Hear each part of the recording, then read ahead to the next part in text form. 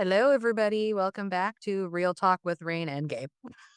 I'm here. It's me. It's Gabe. Today, we are going to talk about the let them theory because I have been talking about this on my TikTok and I'm a little bit obsessed, and by a little bit, a lot. This is the theory written by Mel Robbins. And if you haven't listened to the podcast already, like we're not sponsored or ad or anything like that, but just my own personal recommendation because I was listening to this on the way to work and it really changed my mindset literally within 15 minutes of how I view situations and a new mantra to invite into my life. So it is on Spotify. That's where I listen to it.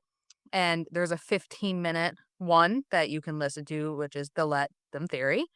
So I really highly suggest that you go listen to that. And anywhere else that you can find the Let Them Theory by Mel Robbins is awesome if you want to look into it. So I wanted to start. There's a article from wondermind.com, and I wanted to go ahead and read this article because it's basically summing up everything, right, about the Let Them Theory and also talking to Mel Robbins about where this came from, her experience. Please correct me if I'm wrong, if I'm using the wrong pronouns. I'm not quite sure what Mel prefers, but I wanted to go ahead and read this. And it is the Let Them Theory is the secret to giving less fucks in 2025. And it's by Sam Brodsky at wondermind.com. So credit to Sam Brodsky. All right. Your friends hung out with you. Your dad judges your job. The traffic, freaking horrible. These are shitty situations that make you frustrated, angry, or stressed out. Probably all of the above, if you're being honest. But according to author and podcast host Mel Robbins, the let them theory can help you rise above it all.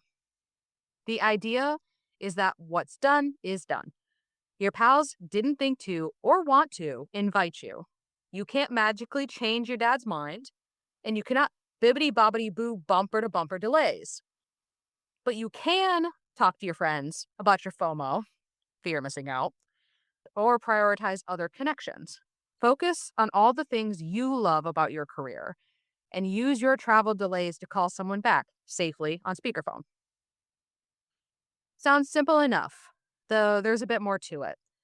And that's the subject of Robbins' new self help book, The Let Them Theory, which she co wrote with her daughter, Sawyer Robbins. If the advice to spend less time worrying about what other people do or think sounds a little familiar, that's because it is, says Robbins. The concept of giving up control has roots in Buddhism, Stoicism, the Serenity Prayer, and radical acceptance, she notes. Robbins explains how this concept works and why it can benefit your career, your relationships, and your inner rage monster at busy checkout lines. Let us get into it.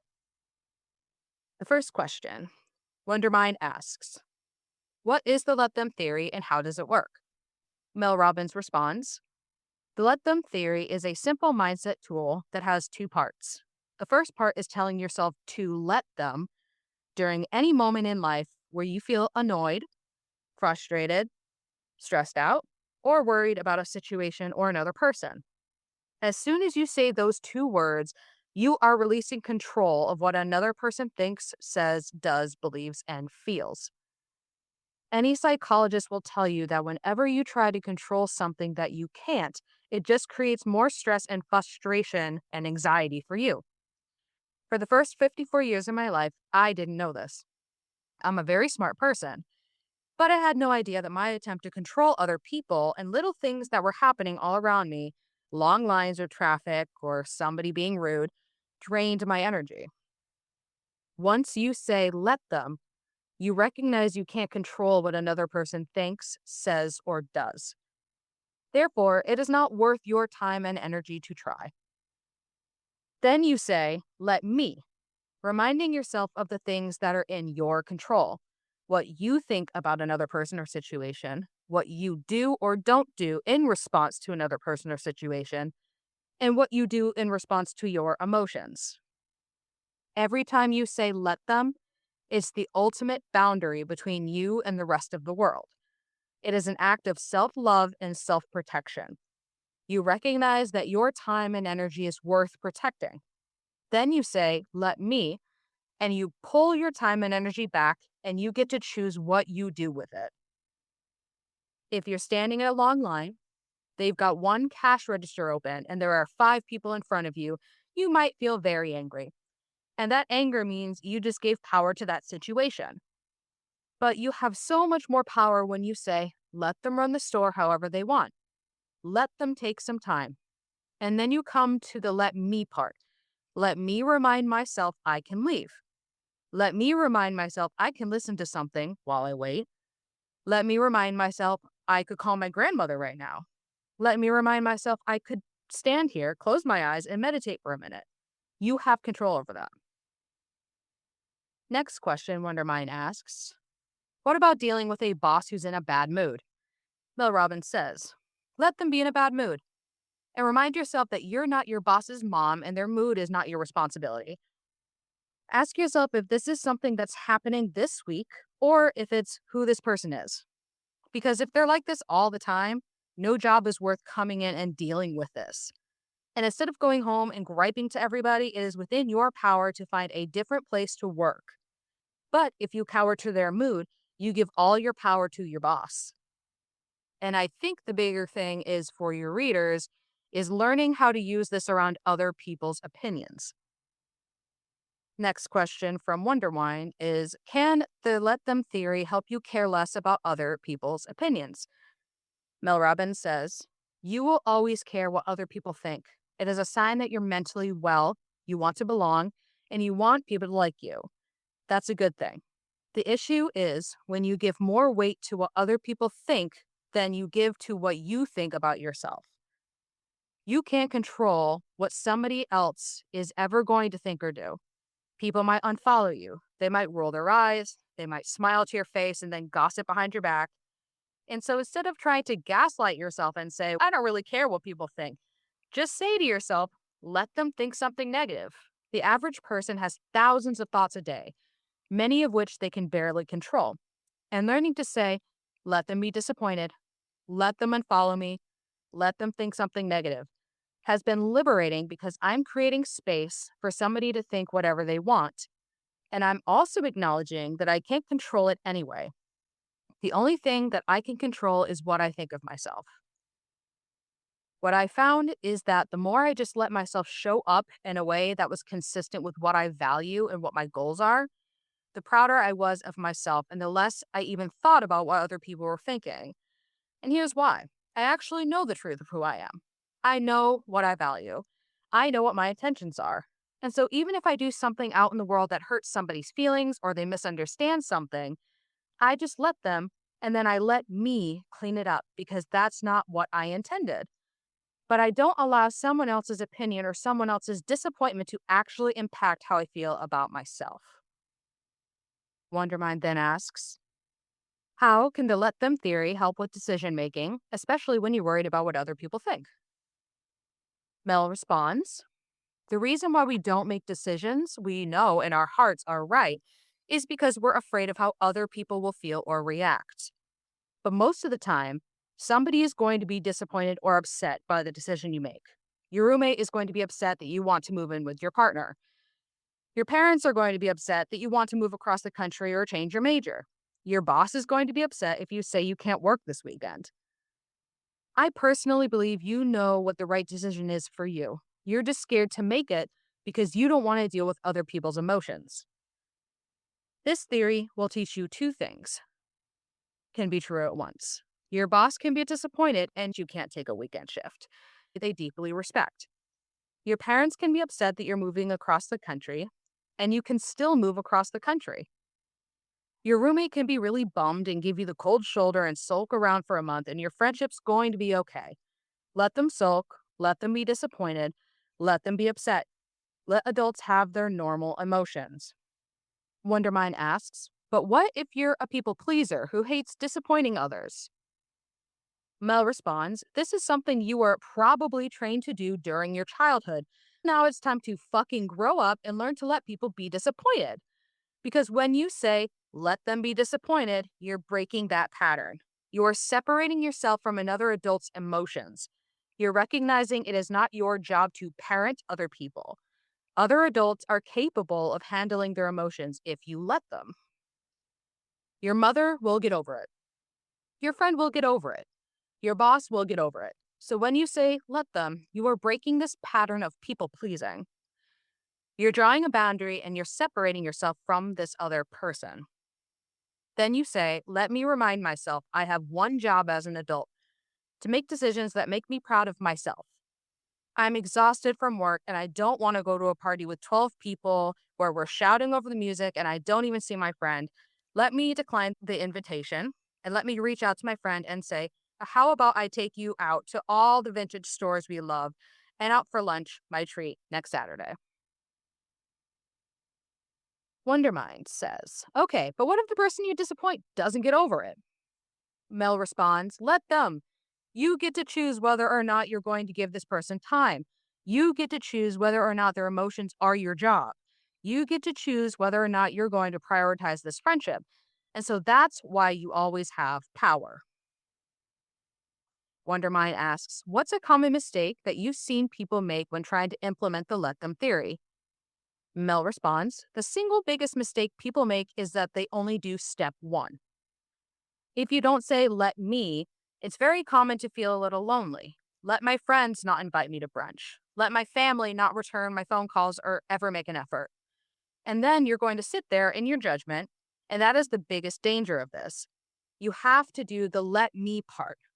And a lot of people don't like this part because this is where you look in the mirror, where you stop blaming other people, and you truly have to take responsibility for what you do about it. This is where compassion comes into play. Let's say you start to notice you're the one who makes the effort and people don't return your calls. They're not great about texting or they don't initiate the plans.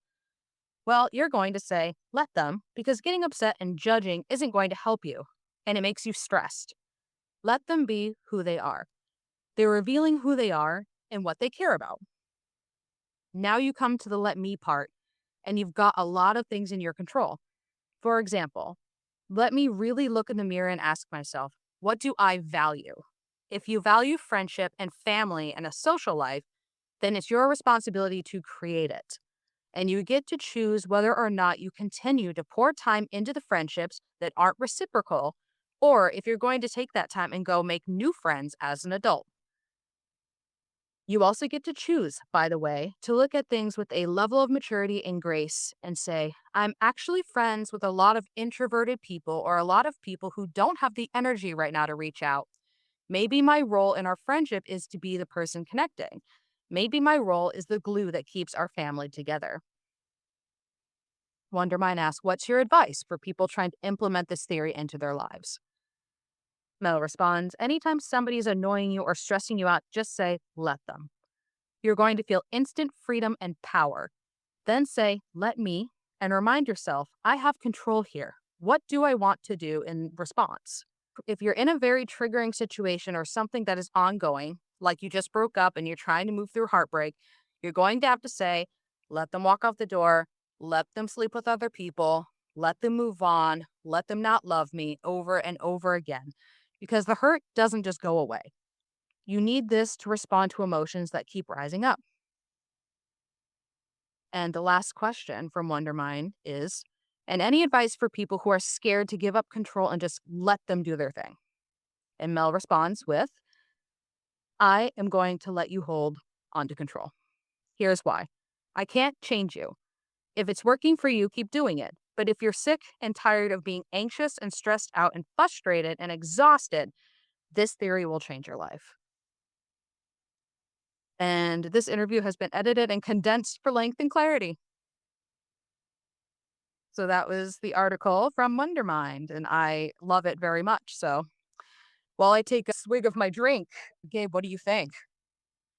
I think that is actually a very solid theory because I'm definitely like, when she was talking about the mistake people make with only doing step one, like sitting in your and your, like, stewed little anxiety. That's definitely me. I am definitely that person who is just, "Oh, yeah, let them only talk to each other and not talk to me. That's fine. It's totally fine." And then I didn't even realize that I did that, Mm. and I didn't even realize that there was a step 2 that I was just neglecting, but Mhm. now I do. Yeah. I think it's a great theory because people have a natural, I think, tendency to, it's human nature, right? To want to control the narrative and want to feel like they're being seen and they're being heard and they're being understood, that they have people around them that agree with them. And that's where a lot of the issues lie, right? Where people are so divided because we either, it feels like we as a society either all agree on something or all disagree, and it's very black and white Yeah. rather than people actually asking questions and getting clarity and adults having deeper conversations with one another and communication being important. It's something that I learned getting my bachelor's and working in human services, that communication can go so far, right? Just Mhm. having open communication with somebody and being willing to hear what they have to say. However, a lot of people, especially in our society, are not open to that.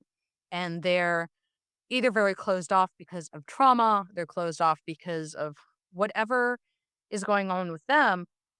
And they have that little voice inside that's like, I need to feel like I'm not alone. I need to feel like somebody understands me. I Mhm. need to feel like somebody has my back because I don't want to feel like it's me against the world.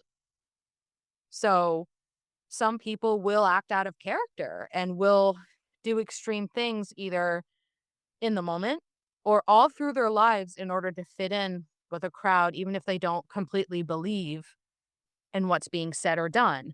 A lot of times it's just that sheep flock mentality where it's, oh, I don't want to be ostracized. I don't want to be outcasted. I don't want to be left out of something because that makes me feel worse about myself. And we already have this like deep insecurity when we question our own thoughts and feelings. And I think that control comes very natural to everybody. Some Mhm. people are better at getting over that than others, depending on where they are in life. But for me, it's, I definitely, for so long, it wasn't like you said with, "Oh, let them talk to each other and not me." I had such a hard time with that growing up too, and now I've realized that recently, before implementing that let them theory, it was mostly about, like, why are they not giving in as much effort as I'm giving in? Like, why Yeah. am I always reaching out? Why am I the one that's showing so much time or making time for people and doing this and doing that, and it just seems like they could take me or leave me. And Mhm. that hurts because I'm like, I want to feel like you appreciate what I'm putting out and you appreciate and we're equal. And Yeah. that's like that little, I think it's like the ego too, where it's like, hey, like I should be given the same amount of effort that I'm giving you. That's fair. But we don't then sit and think about all of the whys and all of the reasons behind things where, like she said, you might have a friend that's just an introvert. They might be going through something. They may not feel social right now. And that's Mhm. not against you. It's just something they're going through. So let them do what they need to do. And when you release that control and that need to be right and that need to control the situation, it will actually improve not only your mindset and your mental health, but improving your friendship too, because you're not going to feel like you're reaching out and going, hey, and like holding grudges and being like, wow, I can't believe we didn't hang out. I can't believe you didn't answer my call. If you don't know what they're going through, then to them, they're on the defensive. So we as a society, we don't communicate. We're passive aggressive. We're defensive, and then they become defensive. And it's just a constant back and forth instead of us just allowing people to do what they're going to do. Yeah. Just whatever. I can only control myself and my own body and my own life. And as much as I would love for everyone to agree with me, why do I feel the need to be exalted like that? Why do Hmm. I feel the need to be accepted? Why do I feel the need to put myself out there for people? Why, what is going on within me that is causing this need for constant approval of other people when I need to work on my own approval of myself. Because if I don't approve of myself, if I don't work on being comfortable and safe and acknowledging my own pain and my own insecurities and my own faults, I'm going to put that on others, whether I mean to or not. And that's what strains friendship, relationships, family ties, anything. This theory really, when I first listened to it, was like, oh my God, it's telling you to stop being a control freak. But at the same time, it's also telling you that it's okay to tell yourself that you're valid. Mm. And you telling yourself that you're valid doesn't take away from your friendship with them. Giving them the power to do what they need to do, what they want to think and what they want to say, that's on them. And Mhm. their life path is different. Now, does that mean that you need to sit there and let people talk down to you or call you names or accuse you? No, you don't need to sit there and just be quiet and say, let them harass me or let them be awful. No, you can always stick up for yourself and you can always be like, no, that's not okay. Yeah. Use your discretion. Obviously, situations are different, but it's not meant to say be a doormat. It's meant to say each situation is different and you have the power in that situation to decide to walk away from something Yeah. and preserve that energy and peace that's so important for you to have within yourself that you lose trying to get other people to want to agree with you all the time. Like it's a very draining and emotionally taxing thing to constantly seek that appreciation from other people because you don't have it internally for Any yourself. thoughts, Gabe? Yeah. And it's just, as you were saying, this isn't meant to be only passive. There's Yeah. no, you're not being incentivized to become a doormat or anything like that. You can be aggressive if that's what you want to do in step two in the let me part.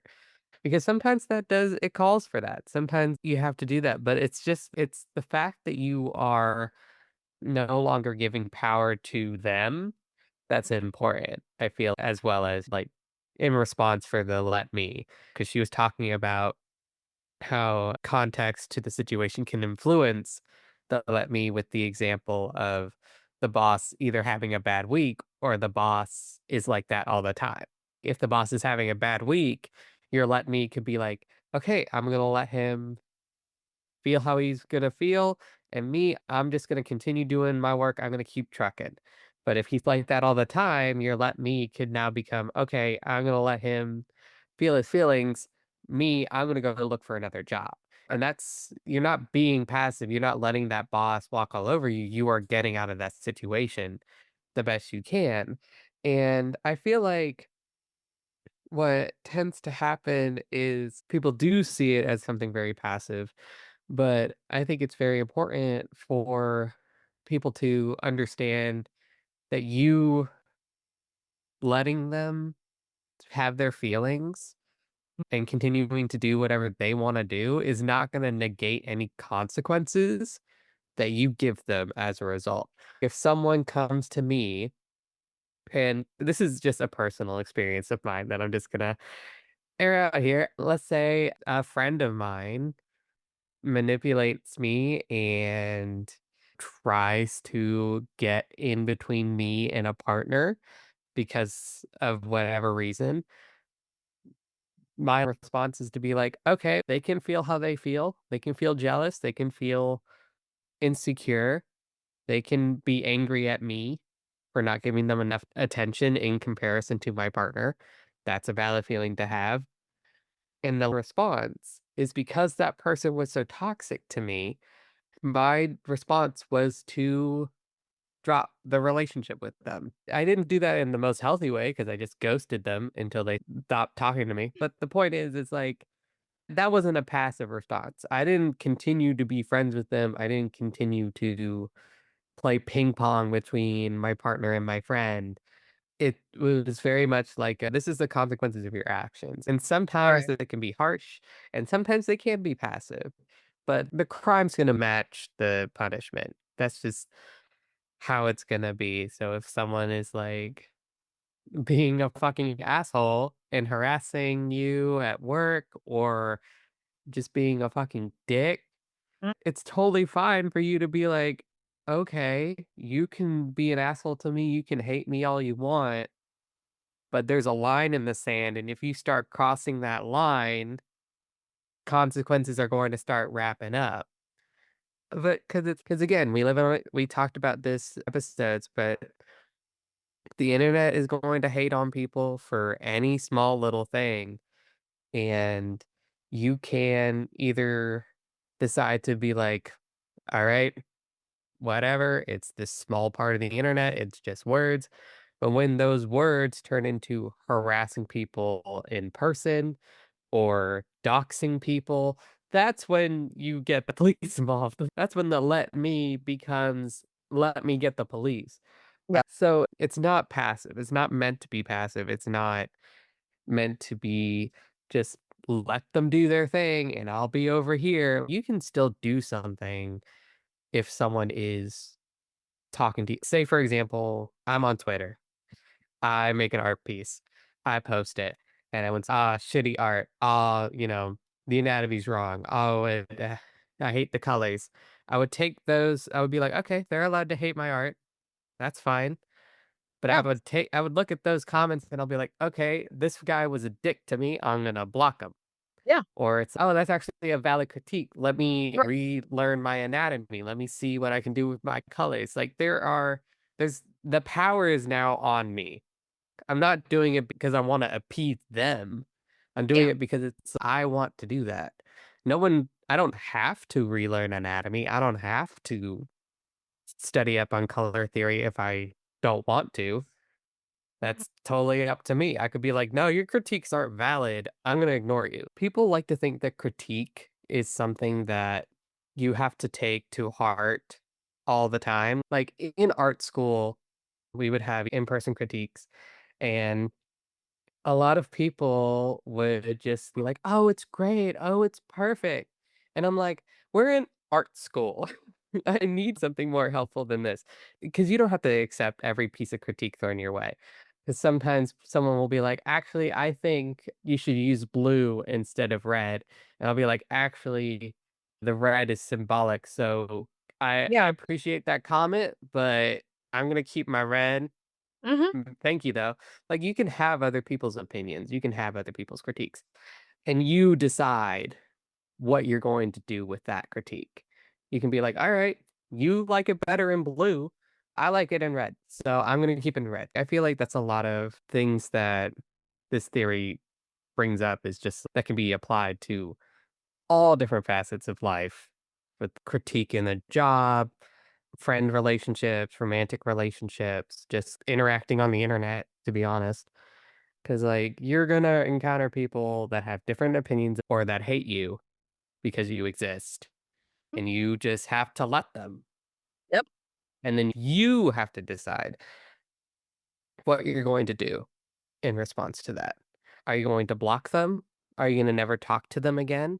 Are you going to avoid family gatherings because you know they're going to be there and you don't wanna be there?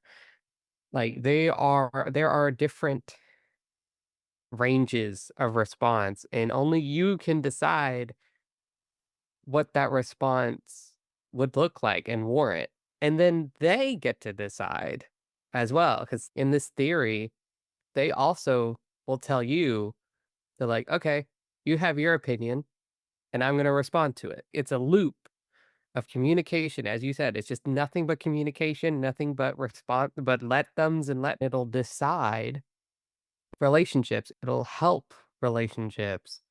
It'll help understanding. It'll help prevent, I would say, a lot of heated arguments if people are just like, okay, I'm going to let you make this horrible decision uh-huh, and I will make the decision of how that'll affect me or what I should do. And sometimes that can be a wrong decision. It could blow things up out of proportion in right, response. But then you have to let them in their response of either doing nothing or also another heated argument is, "Okay, that's on me, I did that, didn't I?" Like, if you're going to put out negativity as part of your "let me," you gotta expect negativity back a little bit. You're not gonna go anywhere positive with that, but I've been rambling for too much, you go ahead. No, you're fine. I like listening to you talk. Oh, thank you. No, I think that our energy and our time is so precious, Yes. and we just throw it at people who don't care Mhm. about it at all.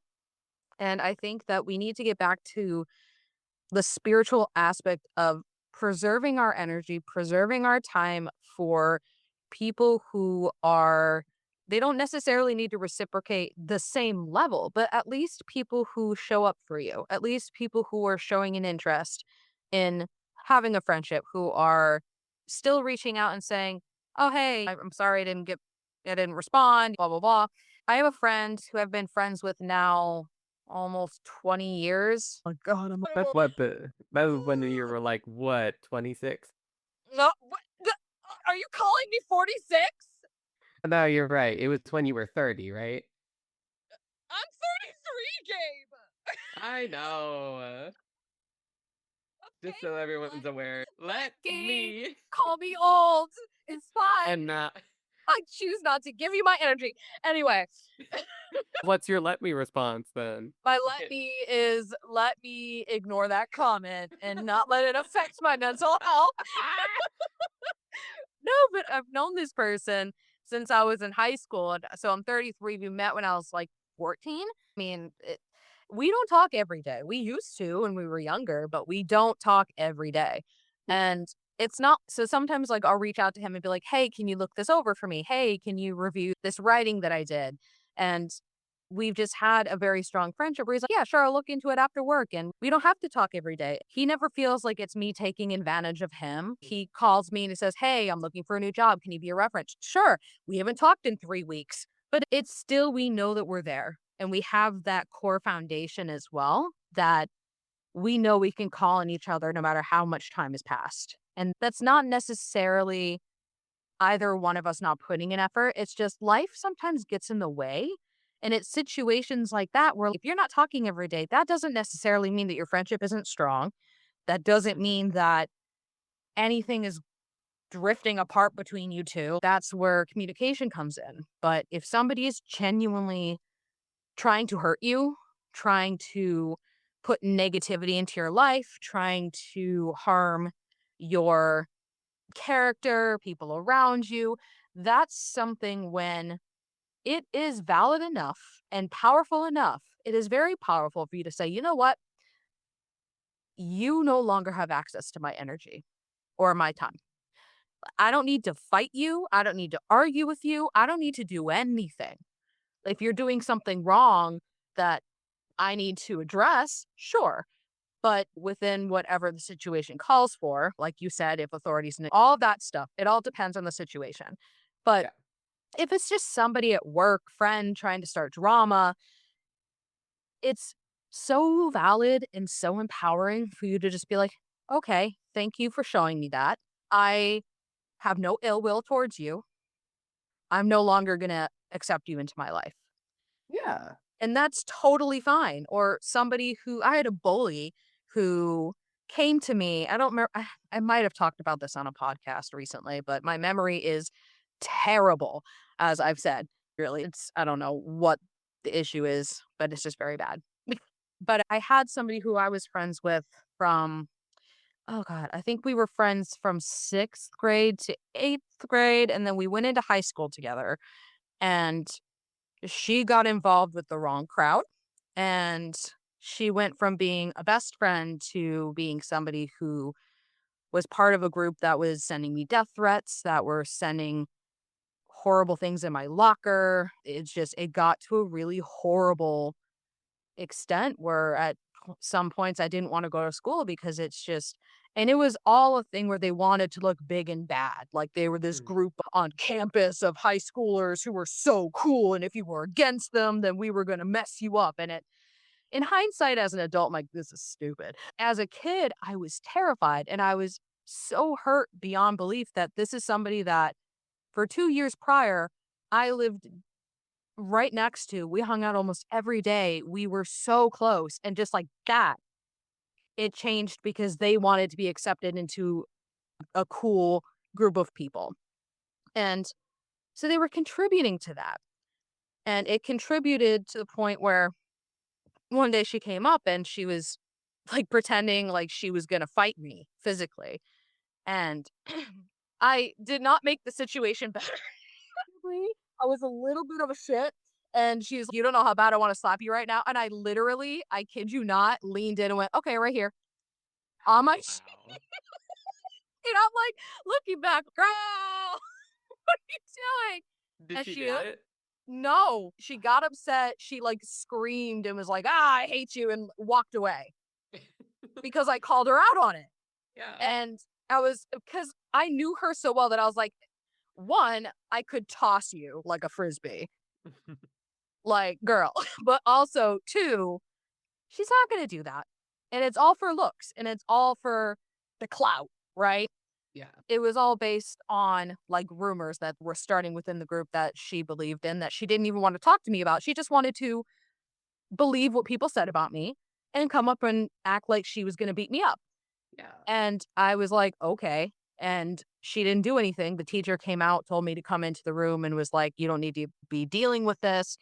But that girl, about, I want to say it was after college, but she reached out to me, I think like my early mid 20s was when this happened.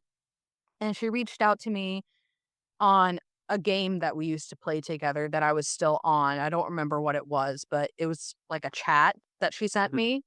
And she had said, hey, this is so and I hope you're doing well.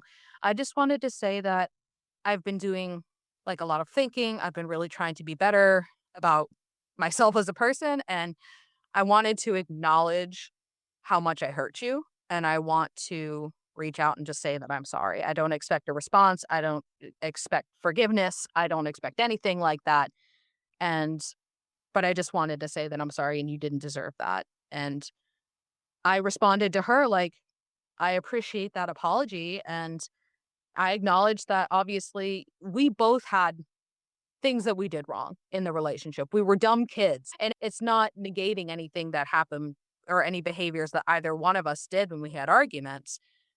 But it was a really nice gesture to have her reach out after all of those traumatic things that happened to apologize. And then for me to be able to acknowledge my own part in that and accept her apology and tell her, I don't think that we fit in each other's lives right now, but I'm happy to see that you're doing well and I wish you the best. And that's where it ended. And we haven't spoken since, but I don't have any ill will towards her and she doesn't have any ill will towards me. And it's just it's something as simple as that can really make a difference in your growth as a person. And you Mhm. don't need to see everybody, depending on the situation, obviously, use your discretion, like I've said. But it's things like that where you can decide whether you can lend some energy to that situation. Yeah. And I would always say lending positive energy to a situation is better than lending negative energy to a situation. And negative energy being, am I doing this because I want to get a reaction? Am I doing this because I want to feel validated and I want to feel right and I want to feel powerful over somebody else? Or am I doing this because there's a misunderstanding at hand or there's something that needs to be corrected? Or I think there's like the positive, negative energy and got middle, like neutral energy where it's okay, I might need to take action here, but I'm not going to come at this with either a you did nothing wrong or you did everything wrong Yeah. mindset.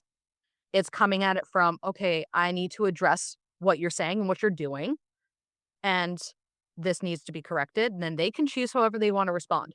But let me address what is misrepresenting me and let them respond the way that they're going to respond. Yeah. And that's all you can do. Realistically, you can't control what somebody thinks or feels about you. One of my favorite quotes to go into this is literally, I am not going to explain myself to somebody who is committed to misunderstanding me.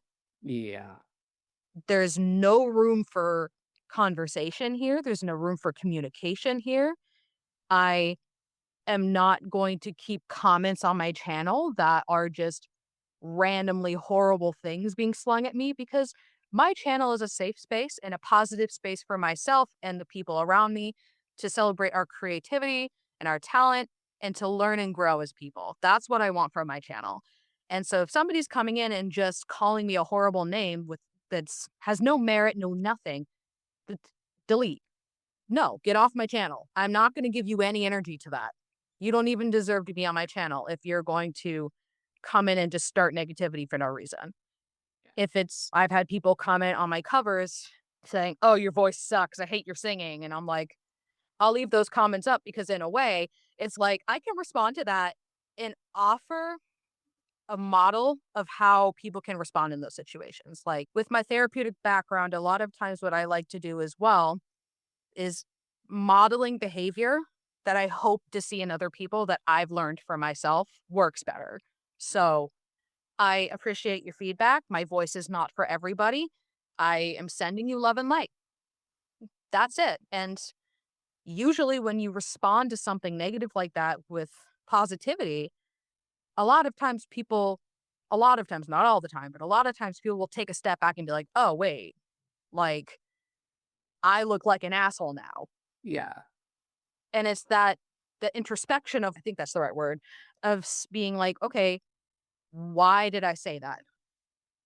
What did I want to get a reaction? Like sometimes it can make the gears start turning in people when you Mm. model a reaction that's not getting a rise out of somebody or people want to argue over things on the internet. I saw a picture the other day on Facebook just to prove that people on the internet will argue over anything. Here is a stick. And I was like, and then I went to the comments.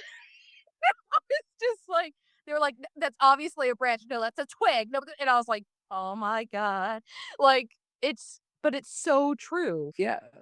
It's crazy. And we're so far from the core of our spirituality where our energy is meant to live in peace with one another. It's meant to Mhm. understand. It's meant to create more positivity. It's not meant to constantly be at war.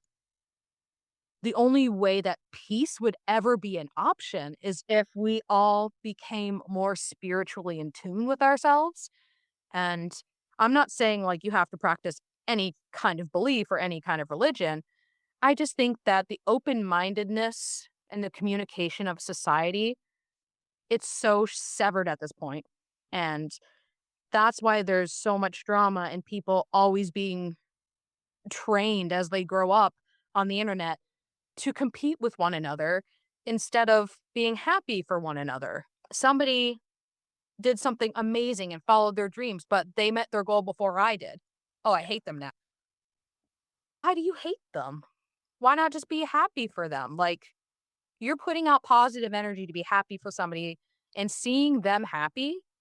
That is something that eventually can come back to you. Or just, yourself feels better for being a good person and being happy for somebody. Like, why is that not more normalized? Why is it not normalized to ask questions instead of just believing anything that somebody says as Mhm. gospel instead of being like, you know what? There's always two sides to a story or even more sides. And I'm going to do my own research instead of just blindly being negative in the spaces that you're in because it tarnishes your soul and your energy. And eventually it just wears you down. It wears down on your conscience, it wears down on your heart. You may not feel it now, but you will feel it later. I've talked about my family member who is like that and lives alone and has no friends because that's how he chooses to be. So for me, it's sorry, Amanda just walked into the room. So I was like, intruder. But yeah, so I think that it's really more of the mindset needs to switch and Mhm.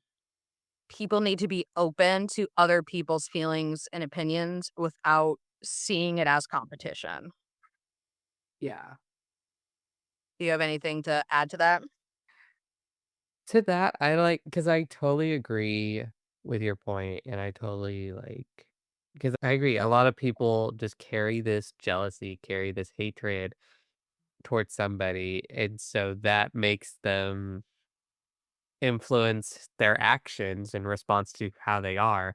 And like you mentioned how it's this, oh, this person got successful and I didn't, so I hate them now. And it's the thing is, especially like in a creative industry, Yeah, it's hard out a here. lot it's not even just hard out here. It's like if you are decent to somebody and someone gets, maybe they're an actor and they get booked, or maybe they're an artist and they just got onto Disney to animate and storyboard. Because you know that person, you now have someone who is in that industry, and if they're like, "Oh man, I could really use a graphics artist, or I could really use a colorist, or I could really use a writer," be like, "Oh, hey, I know somebody." Like, it's not like this clear-cut thing all the time where it's just, "Oh, it's us against them or them against me." It's, "No, we are all here together." That's why connections and but Working? yeah, networking. That's why networking is so important, and I hate networking. I hate it so much. But it's really important, especially in the creative industry, because you never know who will get the lucky shot to go somewhere. And if you know that person is more than likely to reach down and grab your hand to take Mhm. you with them. You can burn bridges. That's fine. Not every Yeah. bridge is worth keeping around. But you also understand that you can't be jealous of someone for getting a role or getting an art job in an industry or becoming a writer for a TV show, Right. because that same person can then reach to you and be like, "Let me introduce you to, I know you." Mhm. And either one of us can go somewhere Yeah. and bring me with us. And not just like us, but we have other people we know. We have voice actors, other artists, writers we know that we can take with us. People like to think that everyone just forgets about everybody else because you're no longer Right. working together. Or you're And not it's like friends. Yeah. that you're not friends, that you're not Right. constantly talking to each other. And it's like, no, those people will remember you. And you have the power to have that be either a positive impression or a negative impression or Yeah. neutral. Which is I not a mean, bad thing to have. it definitely isn't. I would rather have neutral than bad. I rather be like, "Hey, I know this guy. I just he Yeah. didn't talk much, but he did pretty good work." Yeah. Now, and also just like to go back to the theory for a second, talking about being a people pleaser, right? Yeah. I think you mentioned it before, but I am a people pleaser. And I had a huge, like, my coming out to my mom, I was so scared of disappointment and stuff, and she didn't react very well at the time because she was scared for me because 'cause I'm trans, and there was all over the news, a whole bunch of trans people were being assaulted, were being Right. victimized, were basically given the short end of the stick, and I was basically telling her, "Hey, mom," and also in her mind, this was like a choice I made. This was before Right. she understood that queer people don't make a choice, but she was just like, to her in her mind, I was saying to her, "Mom, I'm making the choice to make my life harder Yeah. and putting myself in danger." And my mom was scared, and so she didn't believe me when I told her that I was trans. She just blew it off, and then we never talked about it for, like, years until I brought her to my therapist to address the fact that she didn't see me as trans and didn't respect me changing my name or changing my pronouns or anything. And that's when I realized that she was afraid. And I'm glad we had that conversation, but it's also the fact of, even if my mom continued to be disappointed, I can still transition. Uh, My extended family, they don't really understand that I'm trans. They call me Gabe and he, him, and but they also make choices to support good old 47. So they're probably not disappointed in me, but they don't like me, obviously. But I can still be myself. I can still be openly trans. I can be unapologetically myself to their face because Right. that's my choice. I can let them have their views and I can let me be myself. And I feel like that's something a lot of queer people and people that are currently living under this administration need to hear is the fact that obviously you got to take care of your safety, but you got to just let these people spew their hatred and you got to continue to be yourself. You got to continue to fight, continue to be who I am unapologetically. And it's hard. It's definitely hard in the current political climate, but you gotta keep going. You gotta take a deep breath and you gotta say, let me let them their thing and let me continue to be me, continue to be proud to be me, continue to be open about me, and continue to live and continue to fight. Because I feel like that's a lot of people, because they don't do step two, they only focus on step one. Right. They just see all this hate and they can be like, oh, I'm going to let go of this hate. But then you feel so alone because you don't allow yourself to continue to be yourself, to continue to make the choice to be proud, to be loud. Something that I heard recently that I definitely agree with is that it is better to have transitioned at all than to be stuck in a closet forever. Even if something happens, worst case scenario, something happens because I am who I am. I gladly take that risk because it is better that I lived as I am than not lived at all. Right. And they can be hateful, they can be spiteful, they can spit in my face if they want to, but I'm going to continue to be me. I'm going to continue to live. I'm going to continue to fight. I'm going to continue to love. I'm going to continue to be loved and happy and healthy and living my best goddamn life in spite of whoever they are.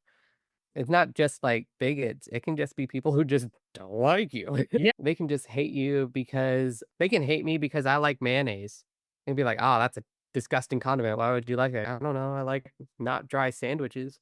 Yeah. But Well, yeah, they can hate me for liking mayonnaise, but I'm not going to stop eating mayonnaise.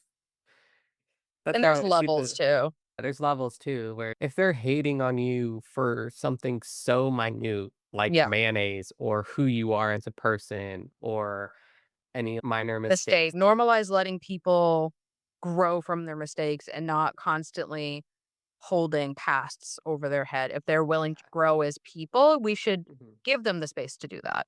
Yeah. And it's also just the fact of like, even with all these minor mistakes, just let them be happy. You don't have to harass them all the time. You don't have to continue to beat this dead fucking horse. Because it's like, at this point, the horse has been dead for months. It's Yeah. really gross, and you're continuing to fucking beat it as if it's gonna do anything. The fucking writer who killed the horse is already they own a ranch now, and they're taking much better care of their horses. Why are you still beating Right. this one horse?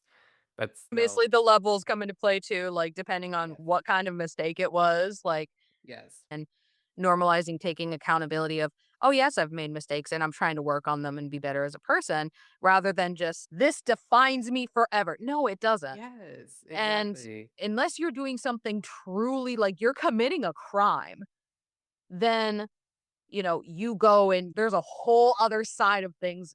All the authorities get involved with that kind of stuff, which, like, on the internet, most of the time it's not that deep, and It's most of really the not. time it's you're not a judge, you're not the cops. Like, why are we trying to seem so powerful to other Mhm. people? I feel like we have something missing within ourselves because we have that need for that validation and that power.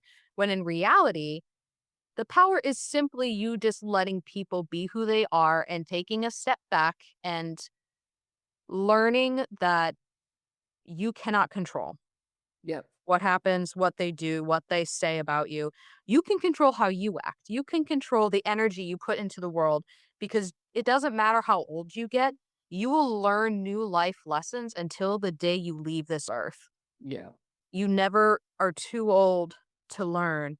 You're not too young to understand something a lot of times, like, and I mean, to some extent you are.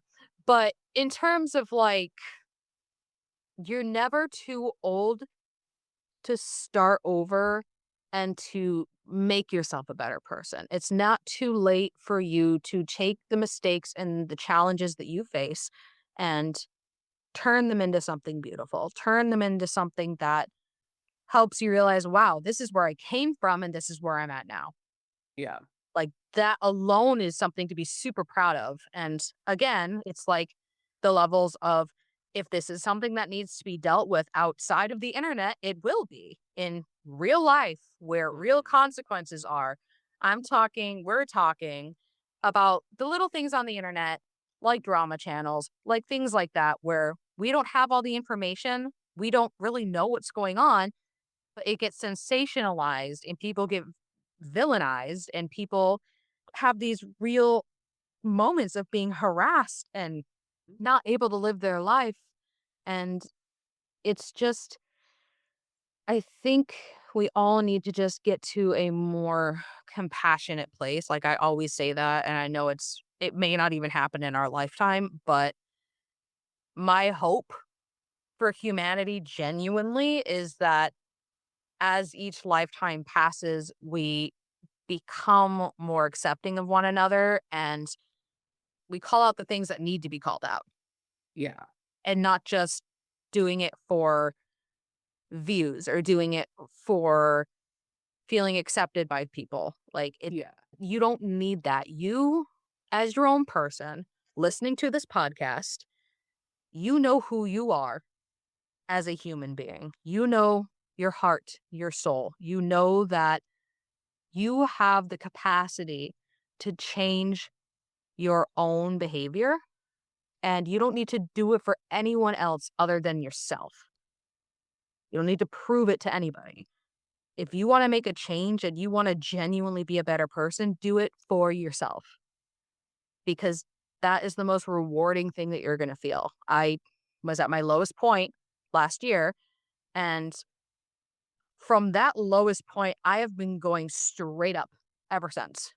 And I don't care what anybody says, I've come into my spirituality more. I've become more self assured. I've become more confident. I'm not as nervous and trying to be everybody's buddy. I will say what I need to say, and you're not going to disrespect me, period. Yeah. And that's the thing is let them do and say what they want, but you also have the capacity to be like, hey, no. And that's just being able to conceptualize all of these different things, right? Yeah. But at the core of it, what you want, what you put out is what you're going to attract in your life. The energy you put out is the energy you're going to attract because that's how it works. And if you want to see a change in your life, you want to see a change in maybe the people that you're around, or even if you want to change your mindset about how you see something, you shouldn't be afraid of how it's going to affect the people that are around you and if they're going to agree with you or not. Because you are your own person and you're allowed to believe what you want to believe. You're allowed to have your own thoughts and opinions. And with harm to none, you can have your thoughts and your feelings. As long as you're not going out and actively hurting people, as long as you're not going out and doing horrible things, it's really nobody's business what you do. And you, at the end of the day, know who you are. The people that are around you know who you are. And even the people that are closest to you, if they're having a bad day, like my wife is like, whatever, I get an attitude with my wife because I'm like irritated or hormonal or something. She's just going to be like, okay, let Rayne be pissy and vice versa. If she's irritated or I'm irritated and we're like, oh my God, whatever, you're being so annoying. But then, like, in a minute, like when you don't respond to that with anger and you're like, oh my God, no, you like, you're just, okay, I'm sorry. Let me know when you want to talk. Yeah. It's that de-escalation happens so much faster. And you're like, wow, okay, I'm being ridiculous right now. So now I want to talk, and now I want to talk about how I was feeling or if anything was underneath that and having that communication. But I know we've been chatting for a while. So maybe to wrap things up with final thoughts with discretion, let them do what they're going to do, say what they're going to say to your discretion, and let yourself, to your own discretion, do what you're going to do, think what you're going to think, and feel what you're going to feel. And people might take it out of context and be like, oh my God, you can't believe make edits and things like that and try to make you say something you didn't. Let them. It's just, at the end of the day, it's people who are unhealed that refuse to grow and work on themselves, that just want to feel something, even if that feeling is hurting somebody else. And that's a very sad way to live. It is a very sad, lonely way to live when you only exist to have the approval of other people. So take from that what resonates and leave anything that doesn't. Any final thoughts from Gabe? Yeah, my final thoughts is people can be disappointed in you and you can still be whoever you want to be. And that's okay. I'm giving you explicit permission to be yourself, to go on that vacation, even though your boss doesn't want you to be queer when the Mhm. world doesn't want you to, and to be yourself when other people say that you can't. That you have the power to be yourself. So let yourself be yourself and let them be them. Yep. Beautiful. All right. Thank you guys for listening. And Gabe, if you would like to shout out where they can find you, feel free. Okay, you can find me on YouTube as well as Galen Quest, Gaeelin Quest. And hopefully by now I have a YouTube video out about. Now I'm putting a deadline on myself at the time of this fucking podcast episode. Uh, I'm like, better be there. TikTok, Gabe.